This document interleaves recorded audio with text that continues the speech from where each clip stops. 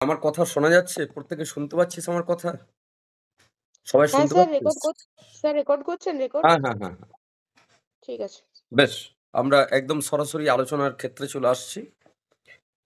আমরা আলোচনা করেছি ট্র্যাজেডি কাকে বলে? ট্র্যাজেডির তার বৈশিষ্ট্যগুলো নিয়ে আমরা আলোচনা করেছি।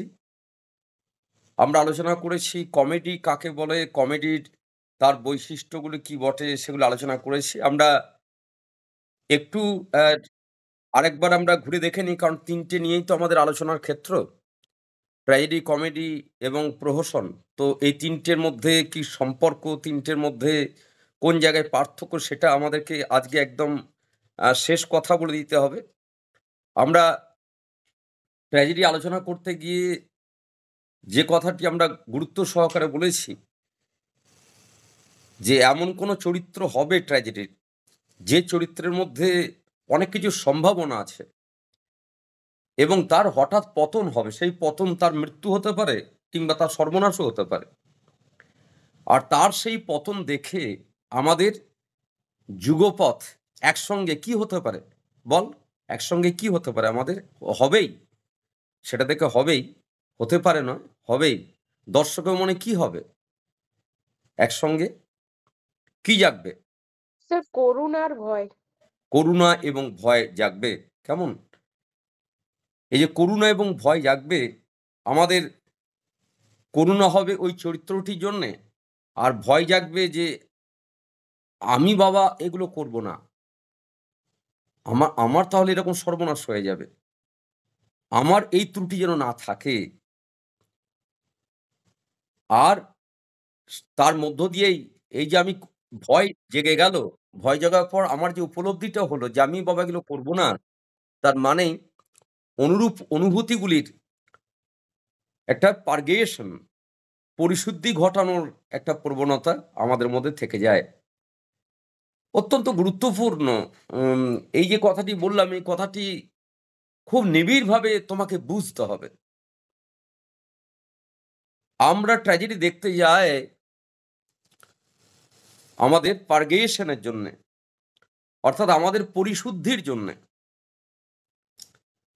আমি যত ট্র্যাজেডি দেখব, তত আমি পরিশুদ্ধ হবার দিকে এগিয়ে যাব। যত ট্র্যাজেডি দেখব আমরা। আমরা ট্র্যাজেডি যদি মন প্রাণ দিয়ে দেখি, ট্র্যাজেডি আমরা যদি খুব ভিতর থেকে অনুভবের আলোকে দেখি, জাস্ট একটা সিনেমা দেখতে গেলাম এটাকে বাদ দিয়ে যদি একটা দর্শনের নিরিখে দেখি, তাহলে অবশ্যই আমাদের অন্তরের মধ্যে পরিশুদ্ধি ঘটে। অর্থাৎ আমি এই ভুলটা করব না। তাহলে তো আমার উন্নতি হলো। তাহলে পরিশুদ্ধিটা ট্র্যাজেডি দেখে যার হচ্ছে সে হচ্ছে দর্শক। আমরা যারা পড়াশোনা করছি তারা যেন এইগুলি মুখস্থ বিদ্যা এগুলি থেকে বেরিয়ে এসে যেন এই অনুভবগুলি করতে পারি। করুণা এবং ভয় জাগবে, যার জাগবে তার সে হলো দর্শক। অনুরূপ অনুভূতিগুলি পরিশুদ্ধি ঘটানোর একটা প্রবণতা যার হবে সে হচ্ছে দর্শক। তাহলে আমরাই তো সেই দর্শক। আমরা তো ট্র্যাজেডি রচয়িতাও নই। আর আমরা ট্র্যাজেডির কোনো আ নাটকের আমরা কোনো নায়ক-নায়িকাও নই। তাহলে আমরা কারা? তাহলে আমাদের কি হয়? আমরা আমরা ট্র্যাজেডি দেখতে গিয়ে আমরা কি অবস্থার মধ্যে পড়ি? সেইটা তো আমাদের উপলব্ধি। তাহলে আমরা যেটা উপলব্ধি করতে পারি সেটা কেন আমরা বুঝব না? আমরা দেখেছি ট্র্যাজেডির ৬ টি অঙ্গ আছে। সেই ৬ টি অঙ্গ নিয়ে আমরা পড়া ধরেছি, বারবার আমরা আলোচনাও করেছি। ট্র্যাজেডির তার শ্রেণীবিভাগ সম্পর্কেও আমাদেরকে জানতে হবে। ট্র্যাজেডি শ্রেণীবিভাগ নিয়ে মতান্তর আছে। ট্র্যাজেডি শ্রেণীবিভাগ অ্যারিস্টটল তিনি ট্র্যাজেডির ৬ রকম শ্রেণীবিভাগ করেছেন। Classical, romantic, domestic, heroic, social এবং পোয়েটিক। আবার আর এই এর এটা অ্যারিস্টটল এটা সাম্প্রতিককালের শ্রেণীবিভাগ। আর অ্যারিস্টটল শ্রেণীবিভাগ করেছেন ৪ রকম। জটিল ট্র্যাজেডি, যন্ত্রণা ট্র্যাজেডি, নৈতিক ট্র্যাজেডি এবং সরল ট্র্যাজেডি। এটা হচ্ছে অ্যারিস্টটল শ্রেণীবিভাগ। আর সাম্প্রতিককাল হচ্ছে ৬ রকম। আমরা ট্র্যাজেডির উৎপত্তি কিভাবে হয়েছিল, কোন শব্দ থেকে হয়েছিল এগুলি নিয়ে আমরা ডিটেইলস আলোচনা করেছি আগে। আমরা তারপর যে জায়গায় আলোচনা করেছি, কমেডি নিয়ে কথা বলেছি। কমেডি আমরা বলেছি নিম্নতর নরনারীর অনুকরণ। নিম্নতর বলতে গায়ে বিষ্ঠা মেখে আছে এই ধরনের কোনো নরনারী নয়। নিম্নতর বলতে খিস্তি খেউড়ি করে এই ধরনের কোনো নরনারী নয়। নিম্নতর বলতে মনে রাখবে হাস্য, এই হাস্যকর ব্যাপারটাই হচ্ছে নিম্নতর। মানে শিল্পের দিক থেকে। হাস্যকর ব্যাপারটা শিল্পের দিক থেকে তার যে আ স্তরটা সেটা খুব উচ্চাসন নয়। ট্র্যাজেডি যেমন গুরুগম্ভীর বিষয়, ট্র্যাজেডি তো হাস্য পরিহাস নয়। তাহলে সেটা সাহিত্যের তার স্তরের জায়গা থেকে সেটা খুব উচ্চ মানের। আর কমেডি যেহেতু হাস্যির ব্যাপার, তাই সেই হাস্যকর ব্যাপারগুলো কিন্তু খুব উচ্চ মানের ক্ষেত্র নয়। সেইজন্যে নিম্নতর নরনারীর অনুকরণ বলতে সেই নরনারীরা হাসাবে, সেই নরনারীরা হাস্যকর পরিবেশ তৈরি করবে। তার মানেই সেটা শিল্পের দিক থেকে নিম্নতর।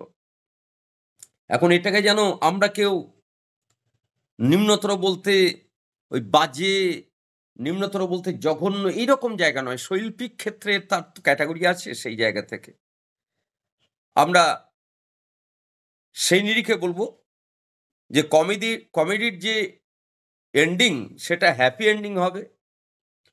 কমেডির পরিণতি সবসময় মিলনান্তক হবে। খুব ইম্পোর্টেন্ট।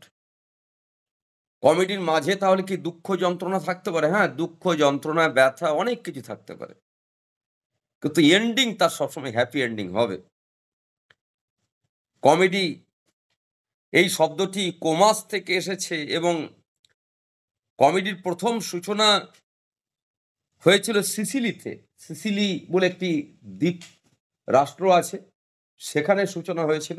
সেখানে এপিখারমুস আর ফর্মিস এই দুজনের হাতে, এপিখারমুস আর ফর্মিস এই দুজনের হাতে কমেডির সূচনা হয়েছিল। কমেডির পুরো বৈশিষ্ট্য নিয়ে আমরা কথা বলেছি। কমেডির যে ক্যারেক্টারগুলি সেগুলি তোমার আমার মতো ব্যক্তি আমরা বলেছি। কমেডির যে সমাজ পরিবেশ সেটা তোমার আমার একদম চিরচেনা সমাজ পরিবেশ। কমেডি সেটি হালকা চালের নাটক। নায়ক এবং নায়িকার মিলনমধুর পরিণতির মধ্য দিয়ে কমেডির তার শেষ হয় এবং কমেডিতে কিন্তু স্থূল ভাড়ামি থাকবে না। একদম স্থূল ভাড়ামি থাকবে না। খুব গুরুত্বপূর্ণ, স্থূল ভাড়ামি থাকবে না। স্থূল ভাড়ামি মনে রাখবে জঘন্য জিনিস নিয়ে হাসি-টাসি হবে না। রোয়া মার্কা আমরা যেটা বলি। রোয়া মার্কা কোনো ক্ষেত্র নিয়ে কমেডিতে কখনো হাস্য পরিহাস হয় না। কমেডির তার শ্রেণী বিভাজন, কমেডির শ্রেণী বিভাজন আমরা পাই।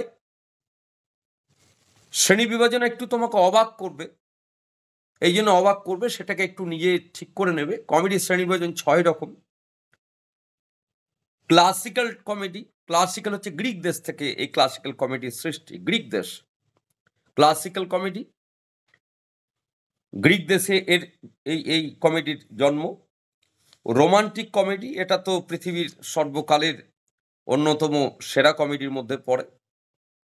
এখানে আনন্দ আছে, স্ফূর্তি আছে, বাস্তব জীবনের সঙ্গে কল্পনার স্বপ্নময়তার একটা মিশ্রণ থাকবে। সামাজিক কমেডি সমাজের, পরিবারের এই সমস্ত ভুল ত্রুটিগুলোকে দেখিয়ে হাস্যরসের সৃষ্টি করা হয়, কিন্তু স্থূল নয়। আর কমেডি অফ হিউমার্স বা স্যাটায়ারিক কমেডি, এগুলি মনে রাখবে আমাদের ন্যায়, নীতি, মূল্যবোধ, ওই জীবনযাপনকে যদি সেখানে গোলমাল থাকে সেটাকে ব্যঙ্গ করে লেখা হয়। ট্র্যাজি কমেডি খুব গুরুত্বপূর্ণ। ট্র্যাজি কমেডি হচ্ছে ট্র্যাজেডি হতে গিয়ে কমেডি হয়ে গেছে। দি মার্চেন্ট অফ ভেনিস খুব খুব গুরুত্বপূর্ণ একটি নাটক। দি মার্চেন্ট অফ ভেনিস আমি আলোচনা করেছিলাম তোমাদের যখন ইংরেজি সাহিত্যের ইতিহাস পড়াতাম। সেখানে দেখেছিলে যে আমাদের সাইলক সেই অ্যান্টোনিও এবং ব্যাসানিও। অ্যান্টোনিও তার তো ওই জাহাজে করে বাইরের দেশে মালপত্র সেই ব্যবসা ছিল। অ্যান্টোনিওর তো ব্যাসানিও, সে ব্যাসানিওর এবং অ্যান্টোনিও খুব ভালো বন্ধুত্ব। সেই অ্যান্টোনিওর বন্ধু ব্যাসানিও তার প্রেমিকা পর্সিয়া, সে বন্ধুর উপকারের জন্যে সে টাকা ধার করেছিল সাইলকের কাছে। সাইলক সে ওত পেতে বসেছিল যে অ্যান্টোনিওর ক্ষতি কি করে করবে সে। তো সে পেল একটা সুযোগ যে এই তারিখের মধ্যে টাকা দিতে হবে, না দিতে পারলে তার ওই হৃৎপিণ্ড থেকে সেখানে মাংস, একদম নির্দিষ্ট পরিমাণের মাংস সেখান থেকে তুলে নেবে। সেটা উল্লেখ করা আছে, একদম চুক্তিবদ্ধ। অ্যান্টোনিও সেই চুক্তিতে আবদ্ধ হয়েছিল, তোমরা জানো, হয়তো ভুলে গেছো কেউ কেউ। সেই চুক্তিতে আবদ্ধ হয়েছিল। ও জানে যে আমার জাহাজ ফিরে চলে আসবে বা আমার ব্যবসায় লাভ হয়ে যাবে, আমি টাকা ফেরত দিয়ে দেবো। ব্যাসানিওর বিয়ে হয়ে গেল পর্সিয়ার সাথে। অ্যান্টোনিও তার জাহাজ ফিরে এলো না। সাইলক পেয়ে গেল চান্স, কোর্টে কেস উঠল। সাইলক বলল ওর ওই হৃৎপিণ্ড থেকে আমি এক খণ্ড মাংস আমি তুলে নেব। তখন পর্সিয়া, সে আবার ওকালতি বা উকিলের তার পেশা ছিল। পর্সিয়া সে সওয়াল জবাবে সে বলল হ্যাঁ ঠিক আছে, যখন চুক্তিবদ্ধ হয়েছে মাংস তো দিতেই হবে হৃৎপিণ্ড থেকে। কিন্তু এই মাংস তুলতে গিয়ে যে পরিমাণ মাংসের উল্লেখ আছে সেইটুকু পরিমাণই মাংস তুলতে হবে ওকে। আর ওখানে লেখা আছে যে আমি মাংস তুলে নেব, কিন্তু একটা বিন্দু রক্ত কিন্তু বের হওয়া যাবে না। তাহলে টান টান উত্তেজনাময়, যেখানে সাইলক অ্যান্টোনিওর বুক থেকে মাংস তুলে নেবে, এরকম একটা পরিবেশ থেকে পর্সিয়া পুরো ক্ষেত্রটাকে চেঞ্জ করে ফেললো তার বুদ্ধিমত্তার জোরে। তাহলে প্রচন্ড বিষাদ ভারাক্রান্ত অ্যান্টোনিও তো ভালো ব্যক্তি, সে বন্ধুর উপকারের জন্য এটা করতে গেছিল, তো তাকে মরে যেতে হবে, সেই দিকে তো এগিয়ে যাচ্ছে। কিন্তু এই যে পর্সিয়ার বুদ্ধি চাতুর্যের জোরে অ্যান্টোনিও বেঁচে গেল, কারণ সাইলক তো মাংস নিতে গেলে রক্ত বেরোবে, কিন্তু রক্ত তো কথা লেখা নেই। রক্ত কেন বেরোবে তাহলে? তাহলে অ্যান্টোনিও বেঁচে গেল। তারা দারুণভাবে আনন্দ পেল। অ্যান্টোনিও, ব্যাসানিও এবং পর্সিয়ার আনন্দমুখর তিনজনের মিলন মধুর পরিবেশ তৈরি হলো। সাইলকের তার শাস্তি হলো। আমরা এখানে বলবো যে এটা যদি পর্সিয়া না থাকতো তাহলে এটাকে আমরা মাংস ধরো এসে তুলে নিল, তাহলে এটাকে আমরা ট্র্যাজেডি বলতাম। ছেলেমেয়েরা প্রত্যেকের কাছে ক্লিয়ার হলো যে ট্র্যাজেডি হতে গিয়ে যখন কমেডি হয়ে যায় তখন তাকে বলে ট্র্যাজি কমেডি। এই ট্র্যাজি কমেডির অত্যন্ত গুরুত্বপূর্ণ উদাহরণ দি মার্চেন্ট অফ ভেনিস। প্রত্যেকের কাছে বোঝা গেল? বোঝা গেল রে? হ্যাঁ স্যার। বেশ। এবারে যেটা এই শ্রেণীবিভাগ করতে গিয়ে তুমি যেটার মধ্যে সমস্যায় পড়বে, সেই সমস্যার সমাধান করে দেওয়া আমার দায় দায়িত্বের মধ্যে পড়ে। যে কমেডির ৬ নম্বর শ্রেণীবিভাগটির নাম হচ্ছে ফার্স বা প্রহসন। এইটা আবার তোমার ঝামেলা হয়ে যাবে যে আপনি স্যার বলছেন ফার্স বা প্রহসন আলাদা করে আলোচনা হবে। আমার সিলেবাসও দেওয়া আছে সেখানে। এখানে আবার শ্রেণীবিভাগে, কমেডির শ্রেণীবিভাগের মধ্যে ফার্স বা প্রহসন, হ্যাঁ এটা একটু বুঝতে হবে তোমাকে যে কমেডি হতে হতে, পাশ্চাত্য দেশে কমেডি হতে হতে এমন জায়গায় চলে গেছিল কিছু কিছু কমেডি যে কমেডিগুলো খুব জঘন্য, যে কমেডিগুলো খুব স্থূল, খুব নোংরামিতে চলে গেল, তখন আর সেই কমেডিগুলোকে তখন আর শ্রেণীবিভাগে রাখা গেল না। শ্রেণীবিভাগে রইল, কিন্তু সেগুলো আলাদা স্বতন্ত্র বৈশিষ্ট্য সম্পন্ন হয়ে গেল, শ্রেণীবিভাগে রইল। প্রহসন বা ফার্স কমেডিরই একটি শ্রেণীবিভাগের অন্তর্ভুক্ত, কিন্তু যেহেতু সে অন্য কমেডির শ্রেণীবিভাগের ধারাবাহিক যে কমেডির সঙ্গে যে সেগুলো ওতপ্রোতভাবে জড়িত কমেডির বৈশিষ্ট্যের সঙ্গে, প্রহসন আর রইল না। প্রহসন কমেডির সেটি নিম্নতর একটি শ্রেণীবিভাগ হয়ে আলাদা হয়ে গেল। তাই প্রহসন কমেডির শ্রেণীবিভাগ অবশ্যই, এবং অনেক কিছু স্বতন্ত্র তার মধ্যে বৈশিষ্ট্য দেখা গেল বলেই প্রহসনকে আলাদা করে আমাকে আলোচনা করতে হবে, এবং কমেডির সঙ্গেই তার পার্থক্য আলোচনা করতে হবে। যদিও তার জন্ম হয়েছে কমেডি থেকেই, কিন্তু অনেক বৈশিষ্ট্য সে কমেডি থেকে সরে গেল আস্তে আস্তে। তাই আমরা কমেডির আলোচনার ক্ষেত্র এটা যখন আমরা শেষ করলাম, তখন আমি উল্লেখ করলাম যে এটার একটি শ্রেণীবিভাগের নাম হচ্ছে প্রহসন বা ফার্স। আবার ফার্স আবার হয়ে গেল ধীরে ধীরে স্বতন্ত্র বৈশিষ্ট্য সম্পন্ন একটি ক্ষেত্র। যেমন ধরো, মমতা বন্দ্যোপাধ্যায়ের তাঁর জন্ম হয়েছে মনে হবে কংগ্রেসের হাত ধরে। তোমরা যারা রাজনীতি, আমাদের তো সাহিত্যের সঙ্গে রাজনীতির অত্যন্ত সম্পর্ক, তো হ্যাঁ যাবো না আজকে যাবো না। হ্যাঁ, তো এই যে যে সম্পর্ক, সেই তার যে কংগ্রেস থেকে যে তার উত্থান ঘটেছে, এবং তিনি কংগ্রেসে বহু বছর তিনি কংগ্রেসের মধ্যে ছিলেন, তিনি জিতেছিলেন। তাহলে তাঁর জন্ম কোথা থেকে হচ্ছে? খুব গুরুত্বপূর্ণ, তাঁর জন্ম কোথা থেকে হলো? কংগ্রেস থেকে। তাহলে তাঁর জন্ম হলো কংগ্রেস থেকে, তাহলে তার মধ্যে কংগ্রেসীয় অনেক বৈশিষ্ট্য রয়েছে। তাহলে তিনি কংগ্রেসের একটা পার্ট, কিন্তু আস্তে আস্তে এমন একটা জায়গা হয়ে গেল যে তিনি আস্তে আস্তে স্বতন্ত্র হয়ে গেলেন, নিজেই একটা আলাদা বৈশিষ্ট্য সম্পন্ন হয়ে যেতে আরম্ভ করলেন। তখন তিনি অনুভব করলেন যে আমি আলাদা দল করে নেব। তা তখন আবার কংগ্রেসের সঙ্গে তৃণমূল কংগ্রেসের কিন্তু কি হয়ে গেল? পার্থক্য হয়ে গেল। দেখো, তৃণমূল কংগ্রেসের মধ্যে কংগ্রেস শব্দটাই আছে। তাহলে তৃণমূল কংগ্রেসের মধ্যে কংগ্রেসের তো অনেক বৈশিষ্ট্য থাকবেই, খুব স্বাভাবিক। কারণ তাদের নেতৃত্বই, মূল নেতৃত্ব তো কংগ্রেসে ছিল। কিন্তু এই যে বললাম যে আলাদা, অনেক কিছু আলাদা হতে একটা সময়ের পর কি হয়ে গেল? সেটা পৃথক হয়ে গেল। আমরা সেই নিরিখে বলবো যে প্রহসনের জন্ম বা প্রহসনের উৎপত্তি কিন্তু কমেডি থেকেই। সেটি কমেডি একটি শ্রেণীবিভাগ, কিন্তু নিম্নতর। সেই নিম্নতর এত স্বতন্ত্র বৈশিষ্ট্য সম্পন্ন হয়ে গেল যে তাকে আবার কমেডির সঙ্গে আবার পার্থক্য আমরা দেখাতে পারি। প্রহসনের বই, তার সংজ্ঞা কি বলবো?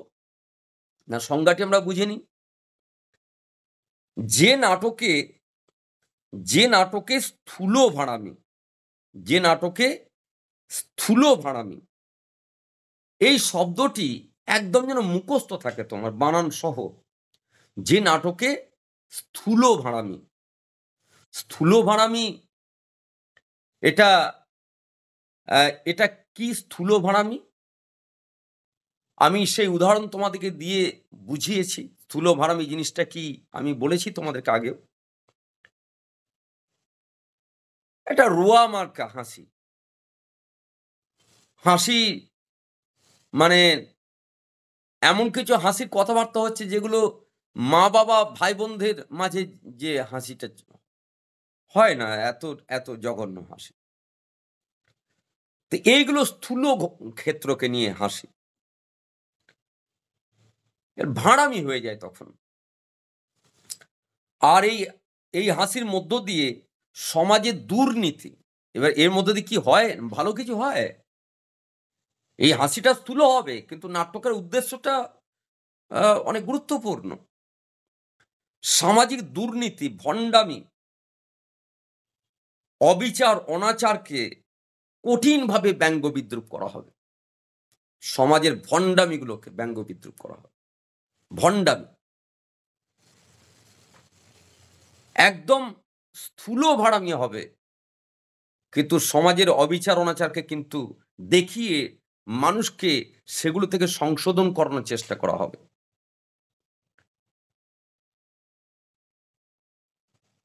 এবং যারা শ্রোতা, যারা শুনছে তারা আবার স্থূল আমোদ প্রমোদ পাবে। আমোদ প্রমোদটা খুব সৌম্য, আমোদ প্রমোদটা খুব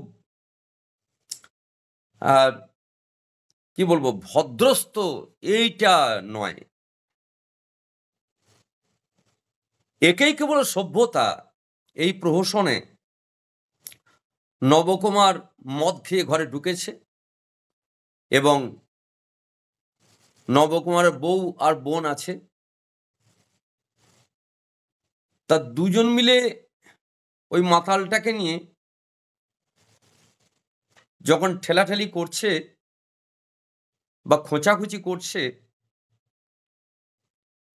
তখন নবকুমারের বউ তার ননদকে বলছে, যা তুই তোর দাদার সঙ্গে শোগা।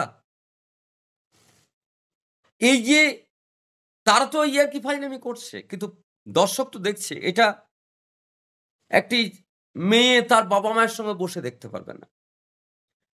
ওটা কিনা হাসিরই পরিবেশ। তুই তোর দাদার সঙ্গে শুয়ে পড়গা আগে রাত্রে। এটা হাসিরই পরিবেশ। কিন্তু এই হাসিটা ওই বাবা মায়ের সঙ্গে বসে দেখা যায় না। কেমন স্থূল হয়ে যায়। একজন ব্যক্তি, কালকে একটা প্রহসন পড়াচ্ছিলাম, একজন ব্যক্তি সে ওই হাত দেখিয়ে বা কুষ্টি বিচার করে সে জেনেছে যে আজকে দুপুর ওই 2টোর সময় সাপে কেটে সে মারা যাবে। দুপুর 2টোর সময় সাপে কেটে সে মারা যাবে। তখন সেই ব্যক্তি আবার খুব পিশাচ টাইপের, টাকা পয়সা লোকের সব মেরে মরে দিয়েছে। তখন সে দূরে একটা পুকুরে গিয়ে সে এক গলা জলে ডুবে সেখানে বসে রইল। আর তার উপরে আবার যে যায় সেটি তার সম্বন্ধী, সে আবার প্রচার করে দিল যে ও মরে গেছে পুকুরে জলের ওখানে। এই যে একজন ব্যক্তির তার ভণ্ডামি পরিণতি, মানে অরিজিনাল এরকম ঘটনা সমাজে ঘটেছে যে ওই ব্যক্তি মরে গেছে, অতি চালাকি গলায় দড়ি, তা অতিরিক্ত ভণ্ডামি। এই যে জ্যোতিষী, এই যে আমাদের কি বলবো যে হস্ত বিশারদ, এদেরকে নিয়েও এরকম স্থূল ভাড়ামি হয়। একটা স্থূল ভাড়ামি দেখছিলাম, একটা সিনেমাতে কিছু গুন্ডা তার একটি মেয়েকে ধরেছে তাকে ধর্ষণ করবে বলে। সেই মেয়েটি এখন অজ্ঞান হয়ে গেছে, জ্ঞান ফিরলে ধর্ষণ করা হবে।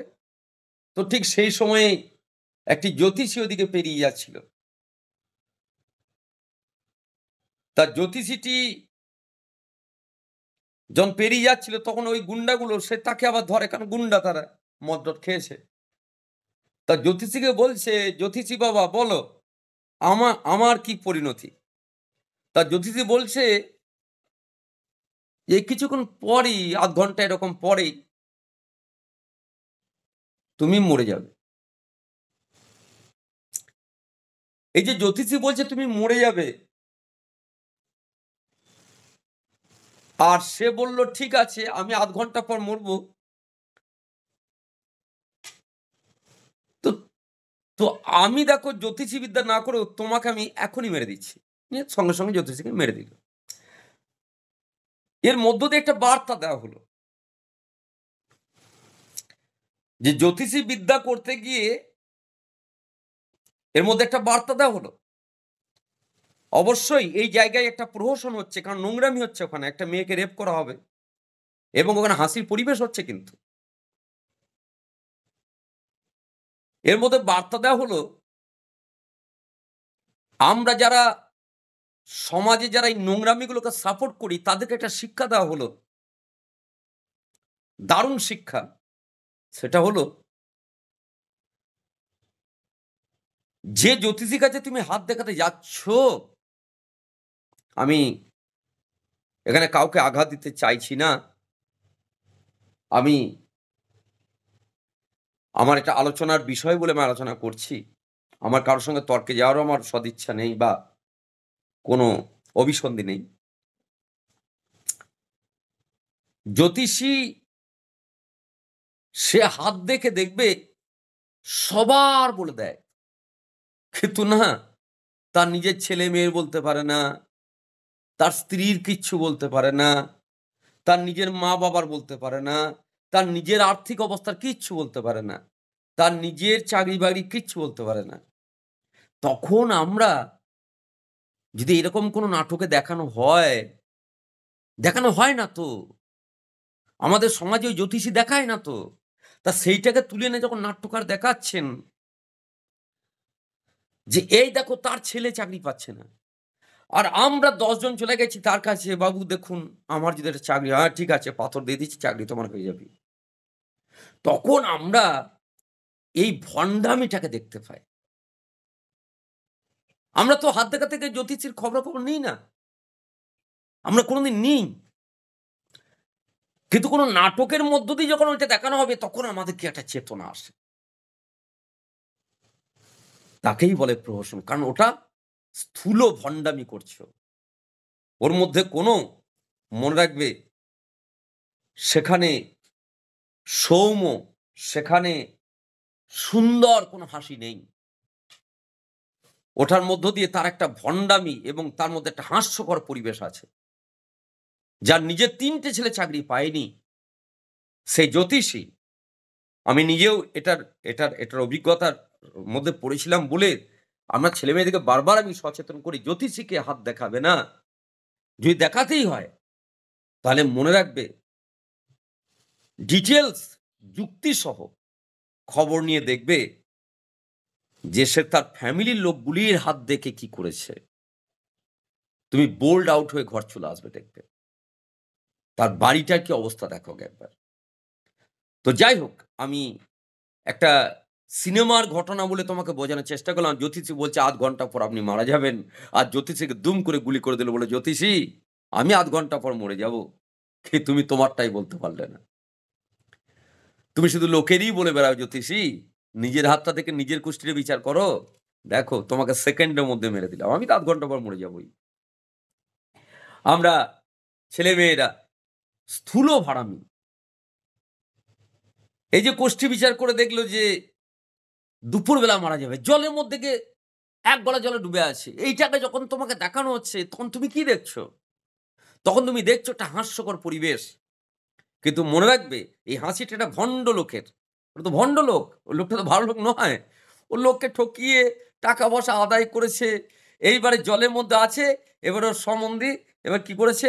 না, তাকে প্রচার করে মরে গেছে প্রচার করেছে। এবার জলের মাঝখানে সে আছে। এবার লোকে মরে গেছে, লোকে আওয়াজ করছে, আর সে তো আওয়াজ করছে কেউ শুনতেই পাচ্ছে না। সে জলের ওই মাঝখানের থেকে উঠতেও পারছে না, কারণ সে জানে মরে যাবো, সাপে কামড়ে দেবে। তার এক সংস্কার আছে। এবার তার যে টাকা পয়সা, সে টাকা পয়সা তার নয়-ছয় করে দিল।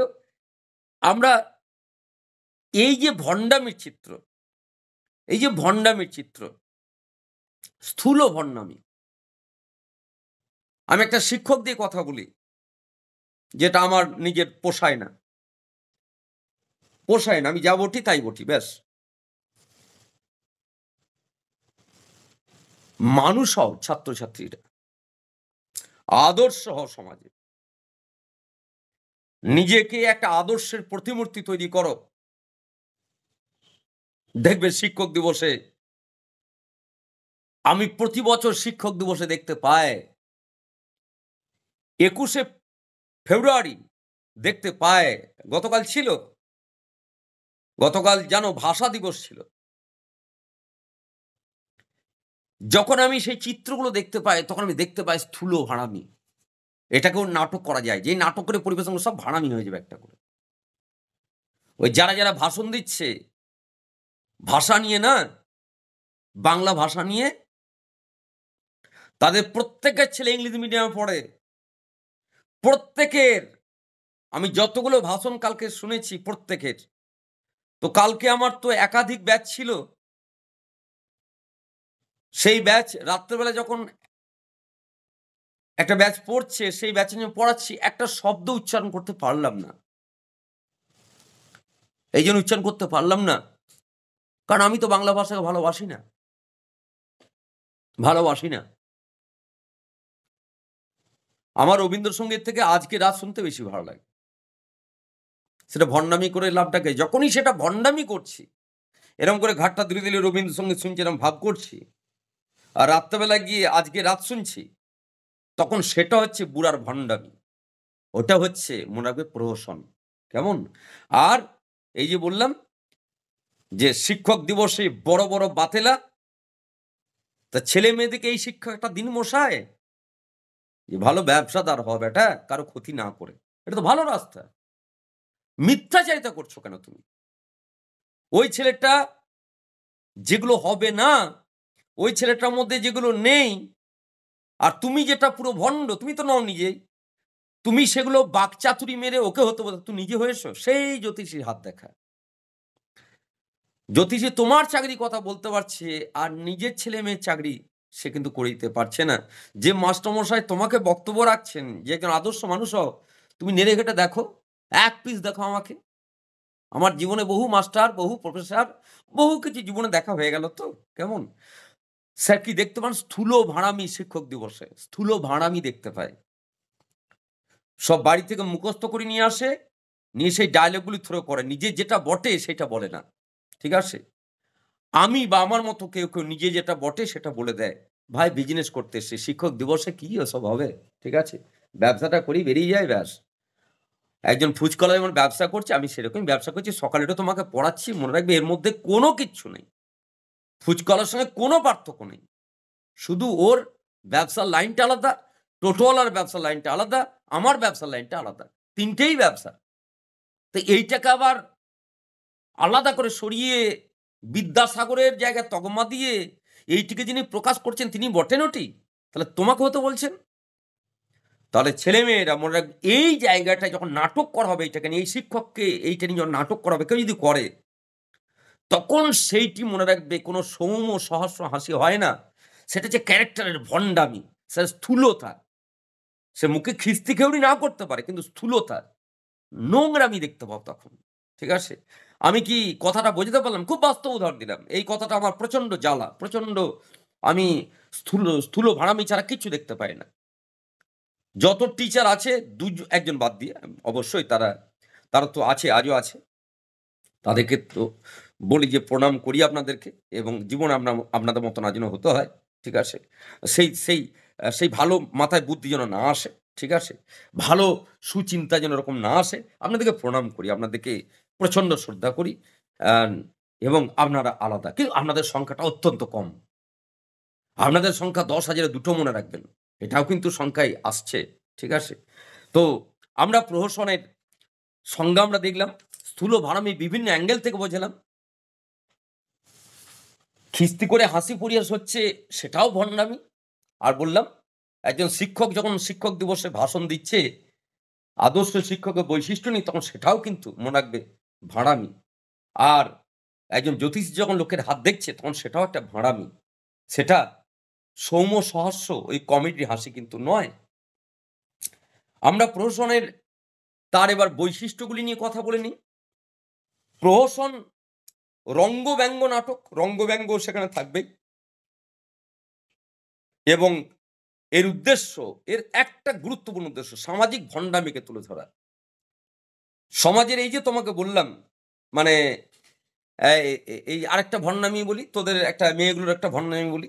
এখানে মেয়েগুলোকে জিজ্ঞেস করা হবে যে, ঈশাকে জিজ্ঞেস করা হবে, পূজাকে জিজ্ঞেস করা হবে লিজাকে জিজ্ঞেস করা হবে যে পণ দিয়ে বিয়ে করবি না করবি না, মানে তুই কি টাকা পয়সা দিবি ছেলে পক্ষকে? এই যে যখন এরা মুখটা বেঁকিয়ে বেঁকিয়ে কথা বলে, এ টাকা দিয়ে মানে পণ দিতে হবে, পণ দিয়ে বিয়ে করা, এটা জীবনে মরে যাব তাও আচ্ছা, পণ দিয়ে বিয়ে করব না। এইটার নাম হচ্ছে স্থূল ভাড়ামি। এটার নাম স্থূল ভাড়ামি। ওই যে বললাম, একজন শিক্ষক, আমি একজন শিক্ষক, আমার কাজ হচ্ছে ছাত্র তৈরি করা। এটা মহান ব্রত। তা মহান ব্রত তো রিটায়ার পর যান না কেন? বড়, বড় বাতেলা। রিটায়ার করেই তো পালিয়ে আসেন। কারণ তার পরের দিনে বেতন পাবেন না বলে। দালালি জায়গা পাননি। আমার এলাকায় ৩ জন স্যার আছেন। রিটায়ার করার পর ১৫ বছর ধরে যাচ্ছে। বললাম, তাদের পায়ের ধুলো চেটে খেয়ে নেব। কিন্তু আমি ওই উন্নত মানসিকতা নয় বলে আমি যাব না। আমার মতো ১০,০০০ লোক যাবে না। ৩ জন দেখতে পেয়েছি আমি। টোটাল আমার এই তল্লাটের মধ্যে ৩ জন দেখতে পেয়েছি। রিটায়ার করার পর তারা সেই বিদ্যালয়ে যায়। তাদের মধ্যে একজন হচ্ছে ভেজাল। কারণ তার ছেলে এবং বৌমা তাকে দেখতে পারে না। তাই স্কুলে গিয়ে টাইম কাটে। তারটা কিন্তু আদর্শ নয়। সে বাড়িতে বড় অশান্তি তার। তো ঘটনা হচ্ছে যে আমাকে আবার ভিতরে ঢুকে দেখতে হবে কেন সে আসে। ঠিক আছে? সেটাও দেখতে হবে। তো এখন এই যে লিজা, পূজা ওরা কি করবে? রিয়া ওরা কি বলবে?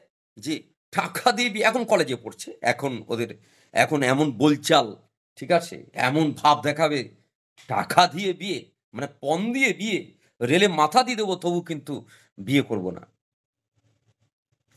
এর নাম হচ্ছে স্থূল ফাঁড়ামি।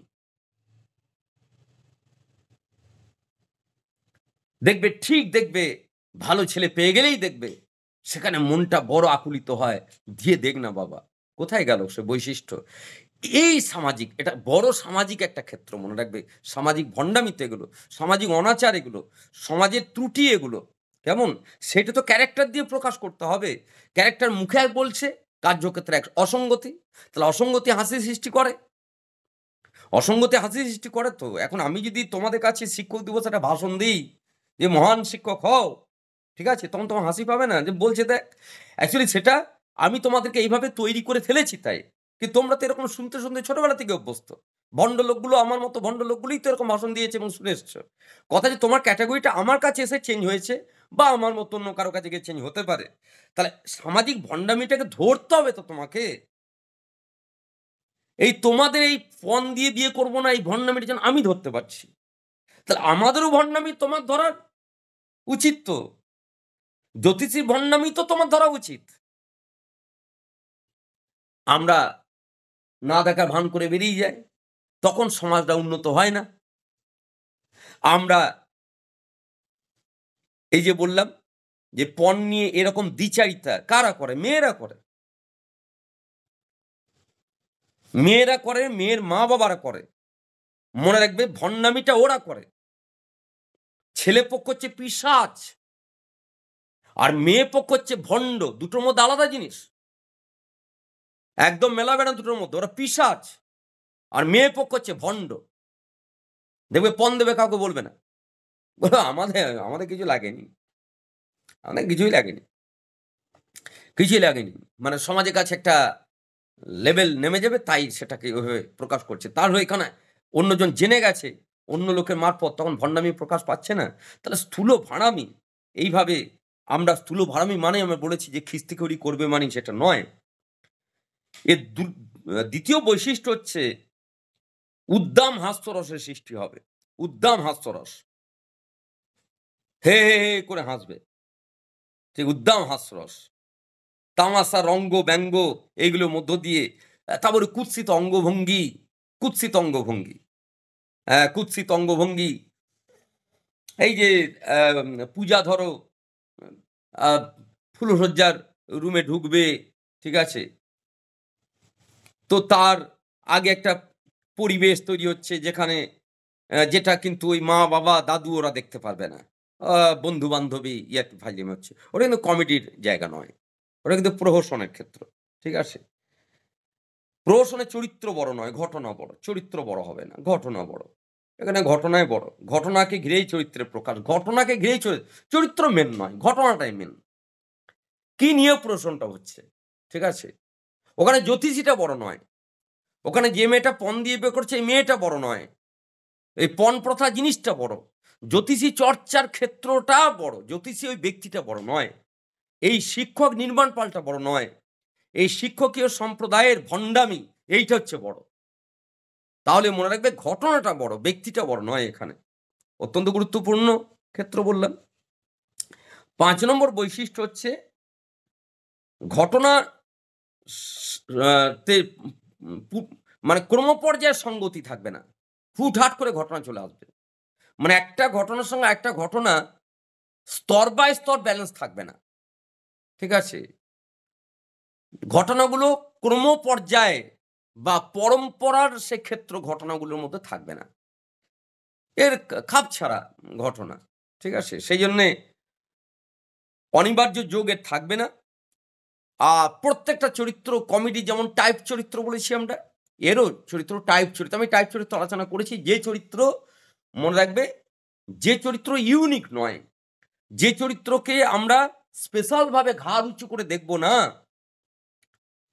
যে চরিত্র অত্যন্ত সাধারণ, এর চরিত্রও সাধারণ, এর চরিত্র ইউনিক কোনো ক্যারেক্টার নয়, স্বতন্ত্র বিরাট কোনো বৈশিষ্ট্য সম্পন্ন নয়, সমাজের একটা ভণ্ডামিকে সে শুধু কি প্রেজেন্ট করছে, ফলে চরিত্রটা এখানে যেহেতু মেন নয়, চরিত্রের স্পেশাল কিছু দেখতে পাবে না, তাই চরিত্র হচ্ছে টাইপ চরিত্র। আমরা কমেডি তো টাইপ চরিত্র দেখেছি।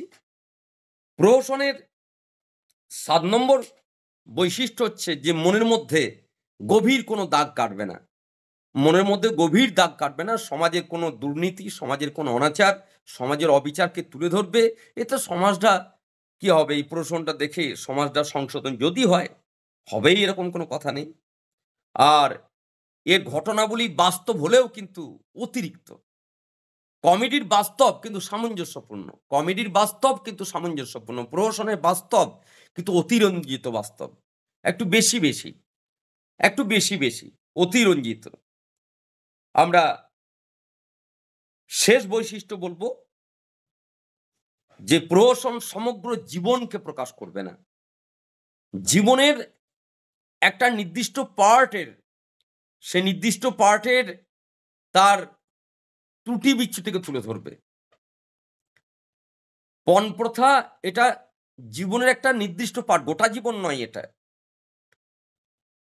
ভণ্ড শিক্ষকরা সেটা হচ্ছে জীবনের একটা নির্দিষ্ট পার্ট, গোটা জীবন নয়। তা বলে জীবনের একটা নির্দিষ্ট খণ্ডকে অতিরঞ্জিত এবং উদ্ভট করে প্রকাশ করবে কে? প্রহসন।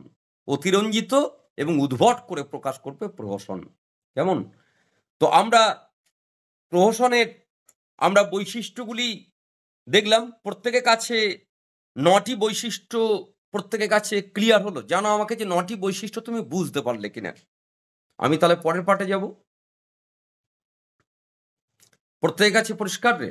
৯টি বৈশিষ্ট্য প্রহসনের ক্লিয়ার? প্রিয়াঙ্কা ক্লিয়ার রে? যাদেরকে দেখতে পাচ্ছি, হ্যাঁ স্যার, হ্যাঁ স্যার, রিয়া, হ্যাঁ স্যার। পূজা ক্লিয়ার? ওকে, ঠিক আছে। এবার আমরা দেখে নেব আমাদের, আর আমরা একবার এখানে দেখে নেব যে প্রহসনের সঙ্গে তাহলে কমেডির সার পার্থক্যটা কি হলো। না, আমরা আগেও বললাম একটু আগে, আবার বারবার বলছি, প্রহসন কমেডিরই একটি নিম্নতর শ্রেণী বিভাগের মধ্যেই পড়ে। কমেডির শ্রেণী বিভাগ আনতে গেলে শেষ শ্রেণী বিভাগটির নাম প্রহসন লিখতে হবে তোমাকে। কিন্তু যেহেতু সে অনেকগুলো বৈশিষ্ট্য নিয়ে মূল কমেডির থেকে সরে গেছে, তাই তাকে আলাদা করে চিহ্নিত করা হয়েছে। তাহলে কোন কোন জায়গা থেকে সরেছে, কোন কোন জায়গা থেকে কমেডির সঙ্গে তার পার্থক্য, সেগুলি আমাদেরকে দেখে নিতে হবে। কারণ দুজনের মধ্যে মিল তো রয়েছেই। কারণ প্রহসন কি করে, প্রহসনের ক্ষেত্রে হাসি সৃষ্টি, পরে কথা বলছি। হ্যাঁ, প্রহসনের ক্ষেত্রে আমাদের হাসি সৃষ্টি হয়, কমেডিতে হাসির সৃষ্টি হয়, তো দুটোই তো হাসায়। সেই জন্যই তো প্রহসনকে কমেডি একটা শ্রেণীবিভাগ বলা হচ্ছে। কিন্তু হাসি হলেও তো অনেকগুলো সরে গেছে না, সেই জন্যে তার সঙ্গে পার্থক্য আসে। তাহলে পার্থক্যটা অত্যন্ত গুরুত্বপূর্ণ পার্থক্য। আমরা বলবো যে মনে রাখবে যে অত্যন্ত গুরুত্বপূর্ণ পার্থক্য হচ্ছে যে কমেডিতে সেখানে ভদ্রস্থ হাসি থাকে, আর প্রহসনে সেখানে স্থূল ভাড়ামিপূর্ণ হাসি থাকে। দুটোর হাসির মধ্যে পার্থক্য আছে, অত্যন্ত গুরুত্বপূর্ণ। কমেডিতে বাস্তব চরিত্র থাকবে, প্রহসনও বাস্তব চরিত্র, কিন্তু অতিরিক্ত বাস্তব চরিত্র কমেডিতে, প্রহসনও বাস্তব চরিত্র, কিন্তু অতিরঞ্জিত, একটু বেশি। যেমন ধরো ওই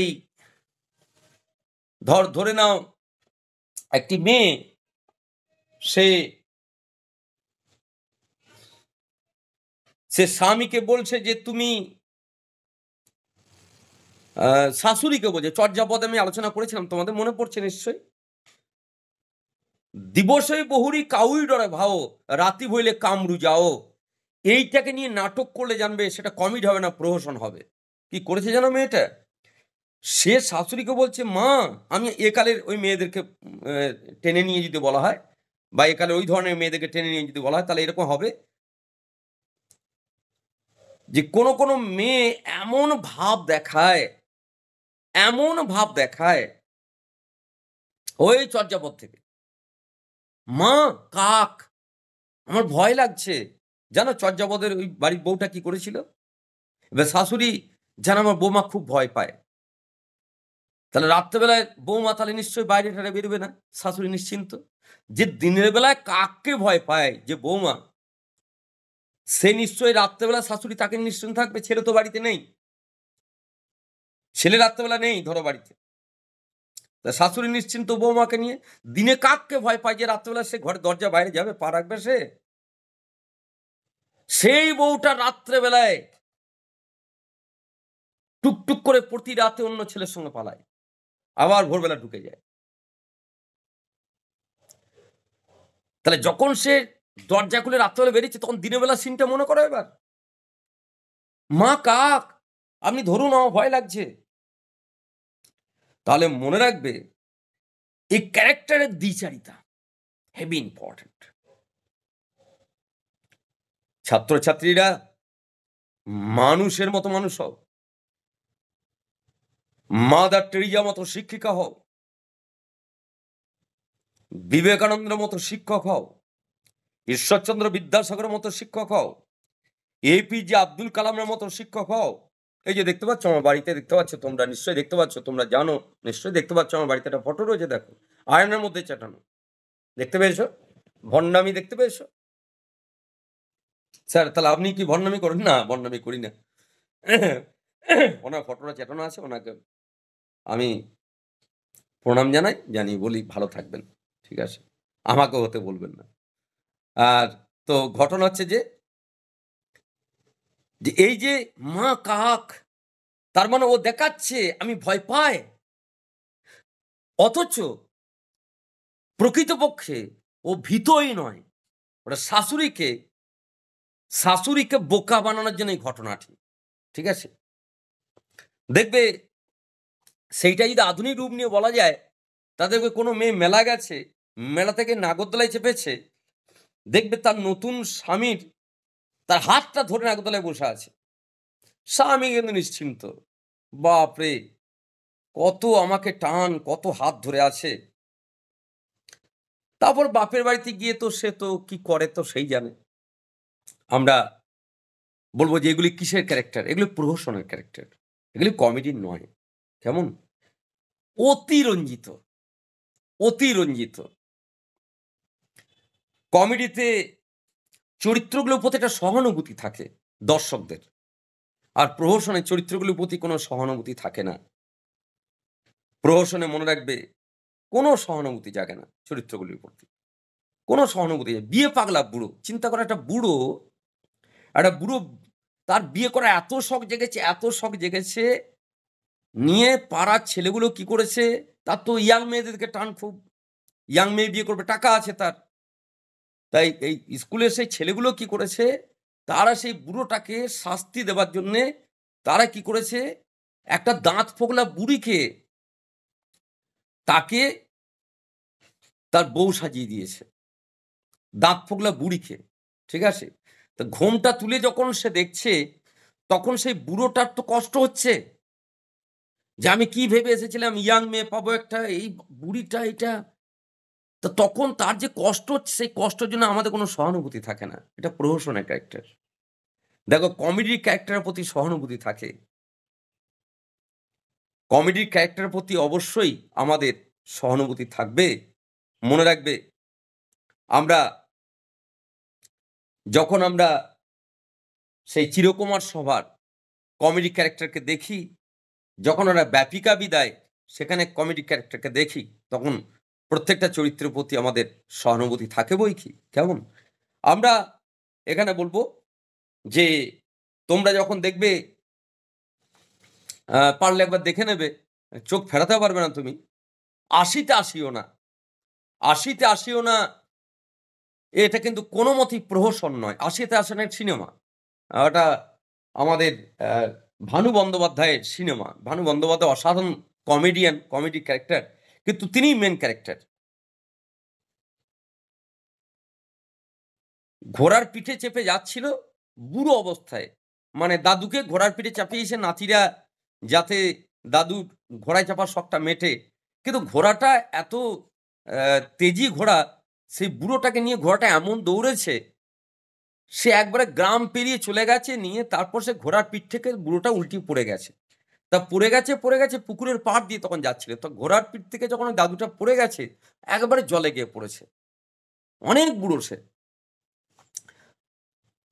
জলে যেই পড়ে গেছে, তো জল থেকে যখন উঠছে তখন দেখছি আমি ইয়াং।